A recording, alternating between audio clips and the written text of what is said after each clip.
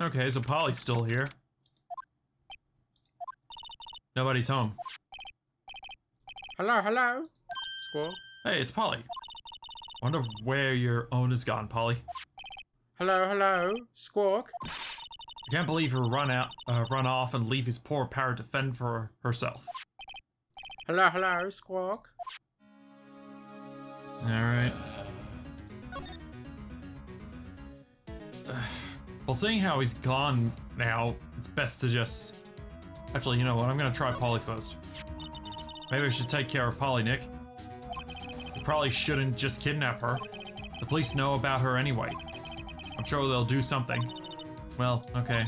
Sorry, Polly. He says I can't take you. Great, now the bird's gonna hate me. Okay, well. I'm actually kind of curious if they say anything about the murder. You're right. Oh, I thought I was just talking about the same thing. I guess the whole pasta restaurant thing was a lie. What, you thought he was telling the truth?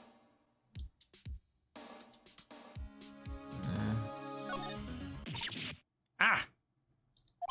What? What's wrong? Huh? Oh, never mind. What? Tell me. Just when I saw the TV, I remembered. They're showing a Pink Princess special this week. Oh. See? That's why I didn't want to tell you. We clicked on the bid! Maybe there's a TV magazine in there? Okay, I guess the bin's part of the TV. I thought it was separate. Drops the DVD in there and it starts playing? Everything's cold. Looks like he didn't turn his heater on. I guess he hasn't been back here since the trial. Say, Nick, don't people usually put up pictures of fish up on the wall to boast about them? Yeah, I guess so. You mean pictures of fish they caught, right? Right. But don't all the fish on the wall here look really puny to you? Well, you know what they say. You should have seen the one that got away.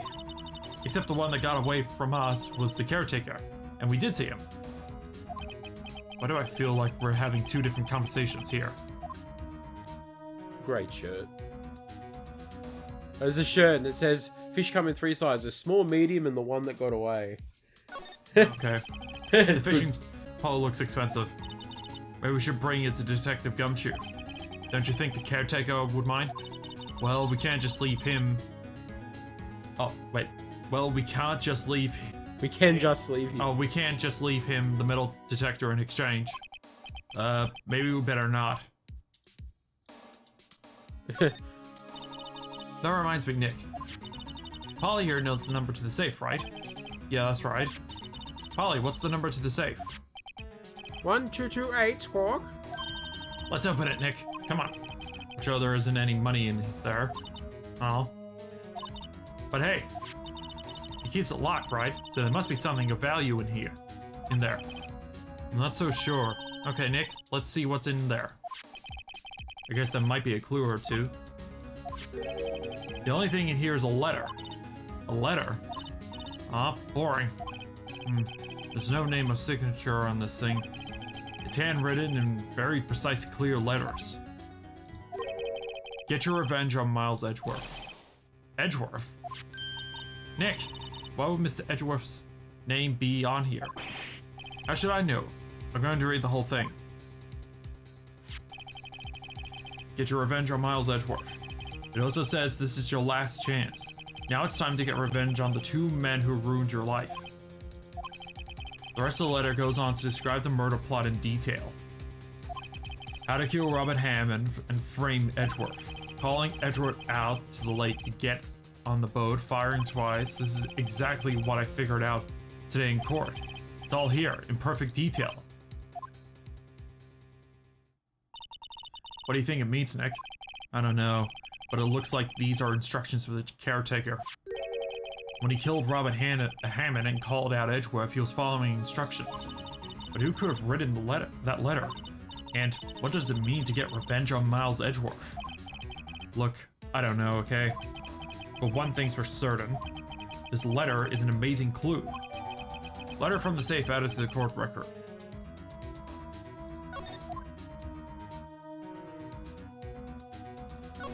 there anything else? Nothing left in the safe. I wonder why the caretaker didn't take the letter with him. He left in a hurry, right? I don't think he even came back here after the trial. Okay.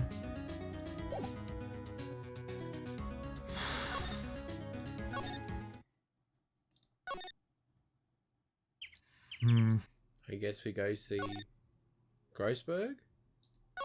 Well, no, because I would probably no, because we go to Edgeworth. Because he would know, because he might know who. Then why would the game tell us to go see Goldberg if we found anything? For later, probably for later on. Okay.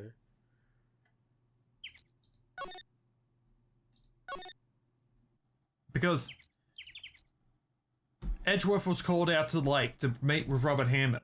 Yes. As we sort of went into the court, into the case, he didn't know the he didn't know who Hammond looked like. Oh. So who knows? He might be able to say. It's like trying to present this to him because he might figure out something. Okay. So better off just visiting him just to see what's up.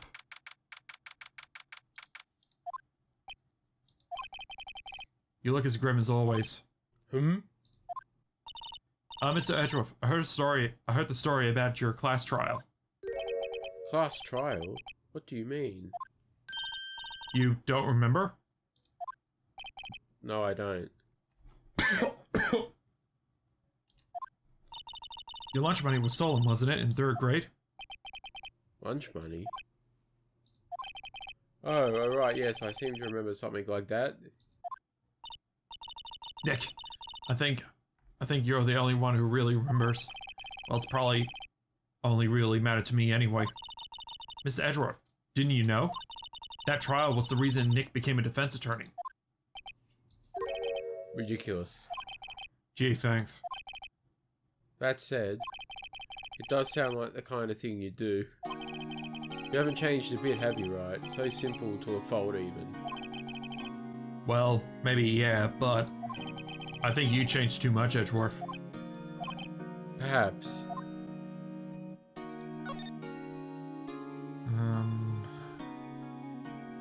Actually, we'll try presenting that letter first. Edgeworth, see this letter? This came out of the safe in the shack where that boat rental caretaker lives. I see. Revenge on me?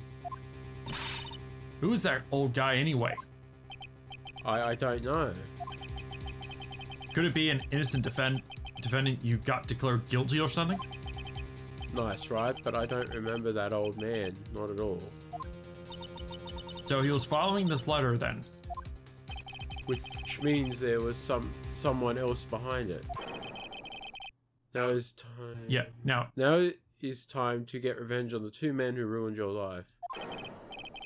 2 men being myself and Robert Hammond? it also says this is your last chance.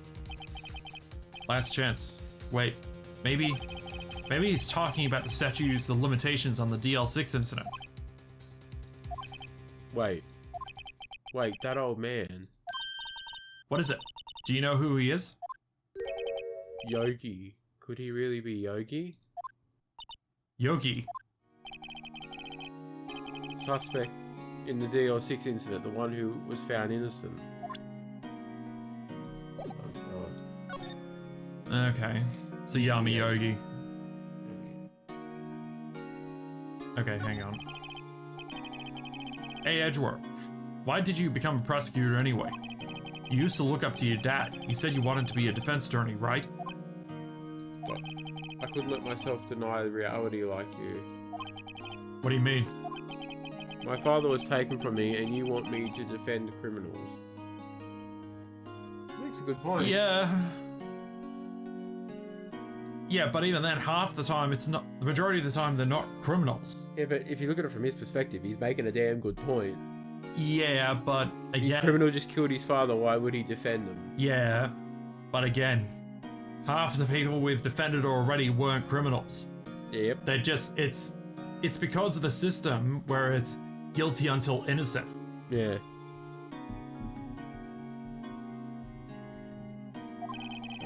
I'm sorry, right, but I'm not that good of a person. One suspect was apprehended in your father's murder, right? Yes, the man trapped in the elevator with my father. His name was Yenny Yogi. He had to be the shooter any way you look at it. Yet he was found innocent. The defense attorney got him off the hook. That would be Robert Hammond. On that day 15 years ago, 3 of us were trapped in the elevator for 5 hours. When we were rescued, we had all suffered oxygen deprivation. I had lost all memory of the murder. Would you really suffer from oxygen deep? Not particularly, no. Unless it's an airtight elevator, which normally they're not. Well, yeah, because usually you can pull with enough force, you can pry open the door. It's not airtight sealed. I guess it must have been. Lost your memory. Even now, I can't recall what happened in the elevator. That was the crux of Yogi's attorney's argument in court. He claimed Yenny Yogi had been not of sound mind due to the oxygen deprivation. Deprivation, okay. Yogi was released due to lack of evidence, innocent. That's when I changed my mind. I started to hate defense attorneys. What's your relationship with Von Karma? He's my teacher and a man who deserves respect. I learned everything I know of courtroom techniques from him. So he's like my sister was to you, Nick. He is a perfectionist in all things. In court, in his personal life, he's obsessed with doing everything perfectly. Perfectly, huh? In all cases he has taken on, none were left unsolved. And not one suspect was ever declared innocent, ever. But that's... I know. It's possible some of the suspects were indeed innocent. However, it is impossible for us to accurately determine that in every case. All Von Karma does is his job to find the suspect guilty perfectly. In any case, it's nigh well impossible to find a weakness in him. Unless you got a butts. Yeah. Should a weakness appear, he would do anything in his power to make it go away.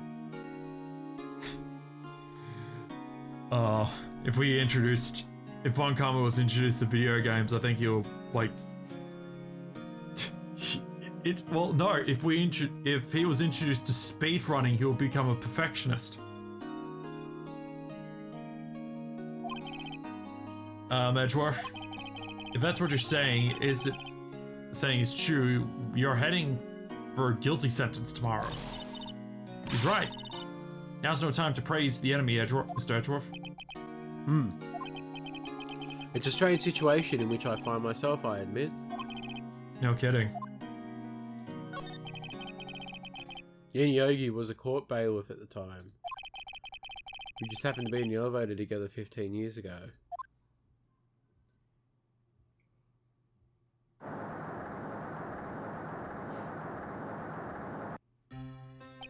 The quake was incredibly strong.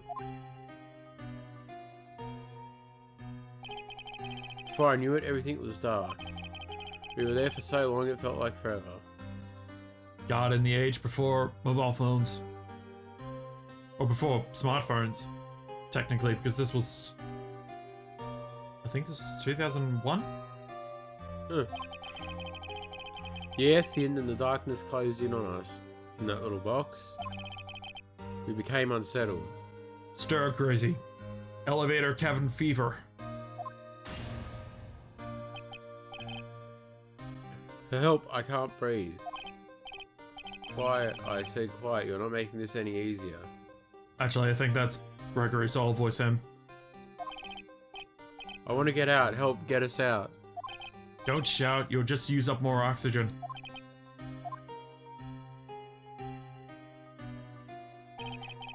That's all I remember. When I came to, I was in a hospital bed staring up at the ceiling. I saw a bright light, and Grandma was there. In court, Yeti Yogi's mental condition was called into question.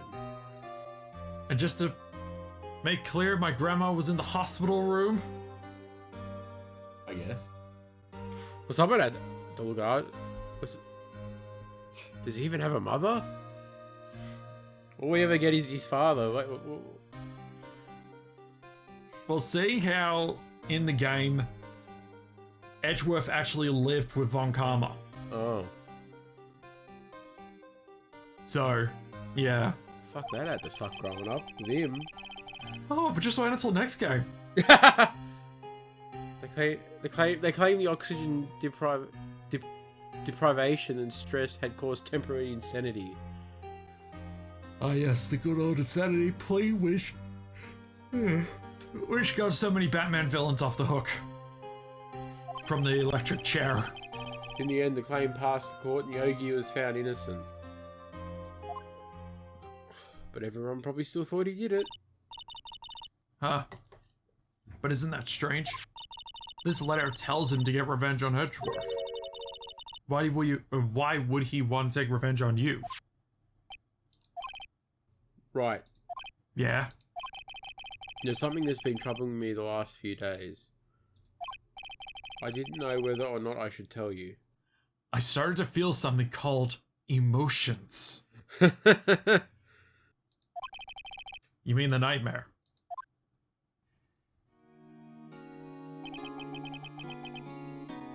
It's a nightmare I've had.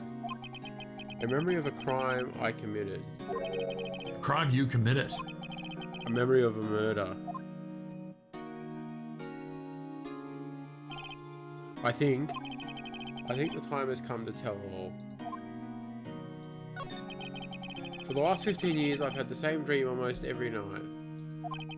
I wake up in a fearful sweat every time. What kind of dream? It's a dream about my father's killing in the dark. That's you. For help, I can't breathe. Quiet. I said quiet. You're not making this any easier. I want to get out. Help, get us out. Don't shout. You just use up more oxygen. I can't breathe. You're using up my air. What? Stop breathing my air. I'll stop you. Ah! What? What are you? Stop breathing my air. I must go now. My planet needs me. No. Oh, that's you. No, father. He's attacking father. Then I see the pistol lying by my feet. I don't know if it was evidence from the day in court or the bailiffs. The days I picked up the pistol. Get away. Get away from my father. Bang. Dun dun dun! Oh! That was me, but sure. Also, he threw the pistol, not aimed it at someone, so I'm guessing he threw the pistol, it probably hit the bailiff and went off and shot his father. But by that logic, the pistol was aiming a different way, so it bounced off the bailiff's head. Two birds with one stone. He got two birds with one stone, that's a first. No, but then the bullet must have ricocheted and hit Mr. had hit Gregory. Anyway. And with that scream, I wake. It's a bone-chilling scream. A scream that has rung in my ears for the past 15 years. I've even recorded it somehow and took it to some experts and they couldn't figure out what it was. But that's just a dream, right? Right? No, I'm Edgeworth. Elixirs? That thought is the only thing that kept me sane for the last 15 years. Wrong thought, but sure, whatever works with you. But what if I'm wrong? What if it's real? I say that sometimes people shut out memories in self-defense. Maybe it was I who killed my father. What? If you think about it that way, this letter makes sense. Get your revenge on Miles Edgeworth. Think about it, Yogi was really innocent. That's why he wanted revenge against me. Wait, Edgeworth, you mean... It was me. I was the true criminal of the DL6.